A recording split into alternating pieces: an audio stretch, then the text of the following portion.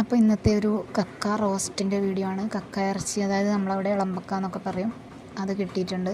1 കിലോയാണ് വാങ്ങിയത്. 1/2 കിലോ എടുത്ത് റോസ്റ്റ് ചെയ്യാൻ വേണ്ടി നല്ലപോലെ ഒരു 5-6 തവണയെങ്കിലും കഴുകിയെടുത്തു. അതിൽ കുറച്ച് മണ്ണും പൊടിയൊക്കെ ഉണ്ടാവും, അപ്പം കായലിൽ നിന്ന് വരുന്നതായതുകൊണ്ട് അപ്പം ഞാൻ നല്ലപോലെ കഴുകിയെടുത്തു. അതിലോട്ട് കഴുകി പിഴിഞ്ഞെടുക്കണം, വെള്ളമൊക്കെ കളഞ്ഞിട്ട് റോസ്റ്റ് ചെയ്യാനാണെങ്കിൽ. അപ്പോൾ അതിലോട്ട് ഒരു 1.5 സ്പൂൺ മുളക് പൊടി, 1/2 സ്പൂൺ ചിക്കൻ മസാല, മഞ്ഞൾപ്പൊടി, ഒരു 1/2 സ്പൂൺ കുരുമുളക് പൊടി എന്നിവയൊക്കെ ചേർത്ത് കുറച്ച് സമയം ഒന്ന് വേവാൻ വെച്ചിരുന്നു. പിന്നെ ചട്ടിയിൽ റോസ്റ്റ് കുറച്ച് വേവാൻ പാടായതുകൊണ്ട് ഞാൻ നോൺ സ്റ്റിക്കിലോട്ട് എണ്ണ ഒഴിച്ച് വെന്ത കക്ക ഇറച്ചി ഇതിലോട്ടിട്ട് ഒന്നുകൂടി ഒന്ന് നല്ലപോലെ ഒന്ന് മൊരിച്ചെടുക്കുന്നുണ്ട്.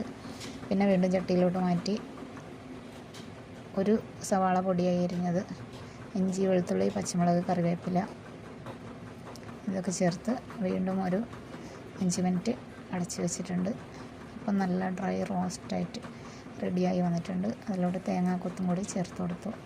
നല്ല സൂപ്പറായിട്ടുള്ള കക്ക റോസ്റ്റ്, ഇളമ്പക്ക റോസ്റ്റ് റെഡി.